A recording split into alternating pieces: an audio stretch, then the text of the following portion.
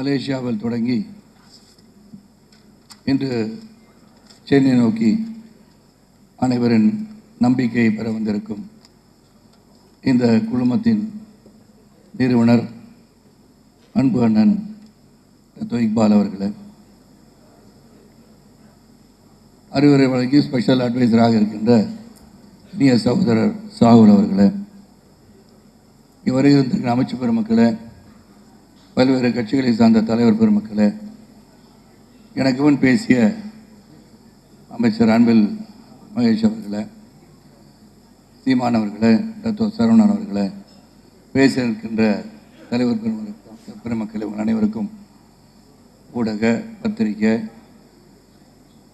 புகைப்பட மற்றும் செல்போன் பிரியர்களே, உங்கள் அனைவருக்கும் அன்பு கலந்த மாலை வணக்கத்தை தெரிவித்துக் கொள்கின்றேன். நான் செல்போன் பிரியர் என்று சொல்லிவிட்டால் இந்த செய்தி, நான் பேசுகின்ற செய்தி மற்றவர்களை விட மிக வேகமாக சென்றடையும் என்ற நம்பிக்கை எனக்கு இருக்கிறது.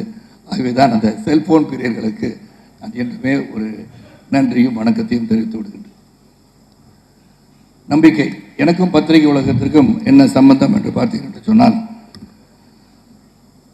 அதிக நேரம் நான் எடுத்துக்கொள்ள விரும்பவில்லை.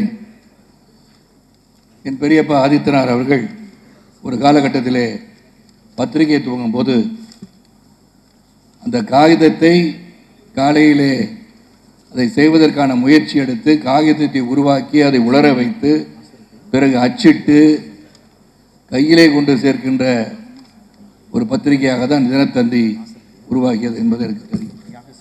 காரணம், என் பெரியப்பாவுடன் என் தந்தையாரும் அதில் சில நாட்கள் பயணித்தார்கள் என்பதை நான் சுட்டிக்காட்ட விரும்புகிறேன். ஆக என்னை பொறுத்தவரை ஒரு பத்திரிகை குடும்பத்தை சார்ந்த என்னை இந்த விழாவிற்கு என் அன்பு சகோதரர் சாகுல் அழைத்திருப்பது நான் மிகவும் மகிழ்ச்சி அடைகின்றேன். அதையும் தாண்டி சாகுல் எனக்கு இனிய உறவுக்காரர் என்றே நான் சொல்லிக்கொள்ள முடியும். அதன் பிறகு பத்திரிகை உலகிலே நான் காலையிலே தெருக்களிலே சென்று பத்திரிகை விநியோகம் செய்ய ஆரம்பித்து பெங்களூரிலிருந்து அலுவலகத்தை தொலைபேசி மூலம் தொடர்பு கொண்டு நான் கல்வி கற்ற காரணத்தினாலும் பிஎஸ்சி கணிதம் படித்த காரணத்தினாலும் நான் பத்திரிகையாளராக மாறிவிடலாமா என்று கேட்கும்போது, நீங்கள் அந்த தொழிலை நீங்கள் அதை செய்யலாம் என்று சொன்னார்கள். ஆக நான் ஒரு பத்திரிகையாளர், பத்திரிகையை தெரு தெருவாக சென்று விநியோகம் செய்த ஒரு சைக்கிள் பையன். ஆக பத்திரிகை உலகம் சம்பந்தம் உண்டு.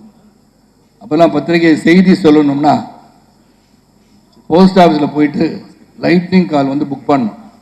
உடனடியாக செய்திகளை சொல்ல முடியாது. அங்கு பலரும் காத்திருப்பார்கள் செய்திகள் சொல்வதற்காக. அந்த பணியும் நான் செய்திருக்கின்றேன். இதை எதற்காக சொல்கிறேன் என்று சொன்னால், இங்கு பேசிய பலரும், அண்ணன் சீமானா இருக்கட்டும், அமைச்சர் அவர்களும் இருக்கட்டும், அனைவரும் நம்பிக்கைக்கு பாத்திரமாக ஒரு பத்திரிகை ஊடகம் இருக்க வேண்டும். ஏன்னா it's the fourth pillar of the democracy. அப்படி இருக்கும்போது நாம் உண்மையை மட்டும் பேச வேண்டும் என்ற எண்ணத்திலே தான் இந்த பத்திரிகைகள் இருக்க வேண்டும், ஊடகங்கள் இருக்க வேண்டும், தொலைக்காட்சிகள் இருக்க வேண்டும். இங்கு சீமான் பேசும்போதும் எனக்கு நம்பிக்கை இருக்கிறது. இந்த நம்பிக்கை என்னை போன்றவர்கள் சிறந்த செய்திகளை அவர்கள் வெளியிடுவார்கள் என்று, செய்தியாளர்கள் என்றும் நல்ல செய்திகளை தான் வெளியிடுவார்கள் என்ற நம்பிக்கை எனக்கு இருக்கிற சீமான் அவர்களே, உங்களுக்கும் அந்த நம்பிக்கை வரும். இந்த நம்பிக்கை அதை செய்யும் என்ற எண்ணம் எனக்கு இருக்கிறது. ஒன்றை மட்டும் சொல்லணும், views are different from news. News has to be news. அதை மிகைப்படுத்தி எக்ஸாஜரேட் பண்ணி சொல்லும் போது அது திசை திரும்பி வேற எங்கோ சென்று கொண்டு இருக்கிற ஒரு காலத்தில் நான் பயணித்துக் கொண்டிருக்கிறோம், மறந்துவிடக்கூடாது. இன்னைக்கு what ever you see in your mobile phones or in the channels or shorts இவ்வளோ வந்துருச்சு. பெரிய லெவலில் டெக்னாலஜி இம்ப்ரூவ் ஆக ஆக இந்த செய்தி உண்மைதானா இல்லையா என்பதை நாம் புரிந்து கொள்வதே மிகவும் கடினமாக இருக்கிறது. காலையிலே பலரும் எனக்கு கேள்வி கேட்டார்கள், அண்ணா 500 கோடி வீடை நீங்கள் வித்துட்டு ஒரு வாடகை வீட்டுக்கு போயிட்டீங்களாமே என்ன, எங்கேயும் அந்த செய்தியை பார்த்தேன், ஊடகத்தில் இருக்குன்னு அப்படின்னாங்க. நான் சொன்னேன், ஐயா 500 கோடி ரூபாய்க்கு நான் வீடு கட்டுறதுனா 10 கோடி வீடு கட்டி 400 கோடியாக பேங்க்கில் போட்டுட்டு நிம்மதியாக எந்த வேலையை செய்யாமல் வீட்டில் ரிட்டையர் ஆகிருப்பேன் அப்படின்னு சொன்னேன். ஆக இதை இங்குள்ளவர்கள் புரிந்து கொள்வார்கள். ஆனால் வெளிநாட்டில் இருப்பவர்கள் பார்க்கும்போது, ஓஹோ இவரும் ஹாலிவுட் நடிகரை போல 500 கோடிக்கு வீடு கட்டியிருக்கிறார் என்று நினைத்து விடுவார்கள். இதை எதற்காக சொல்கிறேன் என்றால், உண்மையை உண்மையாக சொன்னால்தான் நம்புகிறவர்களும் இருக்கிறார்கள், நம்பாதவர்களும் இருக்கிறார்கள். நம்பகத்தன்மை இருக்க வேண்டும் செய்தியாளர்களுக்கு. You should be educated, you should be knowledgeable. நீங்கள் கேள்வி கேட்பதற்கு முன்போ பத்திரிகை செய்தியை வெளிவிடுவதற்கு முன்போ உங்களுக்கு அந்த செய்தியை பற்றியோ நடப்பை பற்றியும் நீங்கள் தெரிந்திருக்க வேண்டும், புரிந்திருக்க வேண்டும். நான் சில பல சீமானை பார்ப்பேன். இங்கே நான் பேசும்போது கட்சி சார்பற்று எந்த ஒரு கட்சிக்கு இல்லாமல் நான் ஒரு பொதுவாக பேசும்போது சீமான் கேட்குறேன். சில சமயம் நான் பார்ப்பேன், கோபமாக கேட்பார், நீங்கள் அந்த செய்தியை பார்த்தீங்களான்னு கேட்பார். நமக்கு அந்த கேள்வி கேட்கணும்னு ஆசை தோணும். ஏன்னா உங்களுக்கு தெரிந்திருப்பதை நீங்கள் கேட்கிறீர்களா, இல்லை எங்களிடமிருந்து தெரிந்து கொள்வதற்காக நீங்கள் கேட்கிறார் என்று புரிவதற்காக அந்த கேள்வி எழுகிறது. அது கோபமாக கடுஞ்சொல் சொல்வதற்காக அல்ல. நீங்கள் கேட்கும் போது how you done your homework, நீங்கள் அந்த செய்திகளை வெளியிட நினைக்கும் போது அந்த செய்திகள் மக்களை சென்றடையும் போது அது உண்மையான செய்தியாக இருக்க வேண்டும். அதுதான் உண்மையான நம்பிக்கை. எனக்கு இந்த நம்பிக்கை குடும்பத்துடன் பழகும் போது இவர்கள் உறுதியாக, ஏன்னா 27 ஆண்டுகள் அவர்கள் பத்திரிகை நடத்திருக்கிறார்கள். அதன் பிறகு இனிமே இது டிஜிட்டல் உலகம் என்று மாறும்போது நாமும் மாற வேண்டும், மாற்றிக்கொள்ள வேண்டும் என்று 4 ஆண்டுகளாக நம்பிக்கை மலேசியாவில் உலா வந்திருக்கிறது. இப்போது சிங்கப்பூர், சென்னை, அதாவது தமிழ்நாடு, இந்தியா, துபாய் செல்ல இருக்கிறார்கள். சீமான் அவர்கள் சொன்னது போல வேறாக பல நாட்களும் நீங்கள் செல்ல வேண்டும். நம்ம தமிழ் சமுதாயத்தையும் இந்திய மக்களையும் ஒருங்கிணைப்பதற்கு ஒரு பாலமாக நீங்கள் அமைவீர்கள் என்ற நம்பிக்கை இருக்கிறது. ஆக நீங்கள் ஆரம்பித்திருக்க நேரம் தேர்தல் காலம்.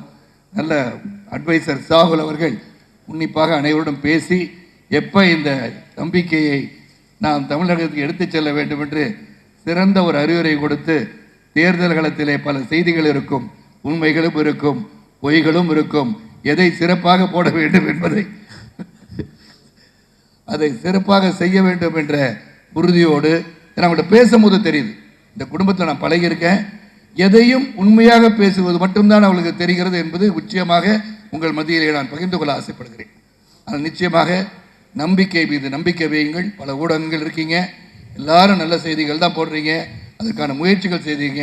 எதையும் மிகைப்படுத்தாமல் உண்மையை உண்மையாக சொல்லும்போது மட்டும்தான் உண்மையான பத்திரிகையாளராக 4வது தூணாக திளைக்க முடியும் என்று சொல்லி, இந்த நம்பிக்கை பல நாடுகளுக்கு செல்ல வேண்டும், பலரிடம் நம்பிக்கையை பெற வேண்டும் என்று சொல்லி, வாழ்க உங்கள் பத்திரிகை ஊடகங்கள்.